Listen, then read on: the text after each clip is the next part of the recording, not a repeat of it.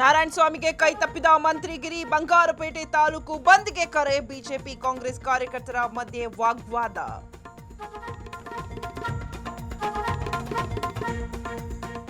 ನಮ್ಮ ಹೈಕಮಾಂಡ್ನಿಂದ ಹೆಸರು ಬಂದಿದೆ, ಸಭಾಪತಿ ಸ್ಥಾನಕ್ಕೆ ರಾಜೀನಾಮೆ ನೀಡಿ ಬಸವರಾಜ ಹೊರಟ್ಟಿ ಭೇಟಿಯಾದ ಸಿಎಂ ಡಿಕೆಶಿ.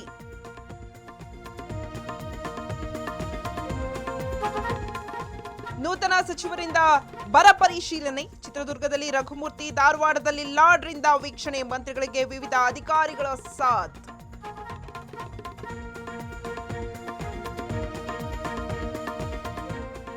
ಜೈಲಿನಲ್ಲಿರೋ ಸ್ನೇಹಿತನಿಂದಲೇ ದರ್ಶನ್ಗೆ ಶಾಕ್, ಕೇಸನ್ನ A14 ಪ್ರದೋಷ್ನಿಂದ ಮಾಫಿ ಸಾಕ್ಷಿಗೆ ಅರ್ಜಿ, ಇಂದು ವಿಡಿಯೋ ಕಾನ್ಫರೆನ್ಸ್ ಮೂಲಕ ಜಡ್ಜ್ ಮುಂದೆ ಹಾಜರು.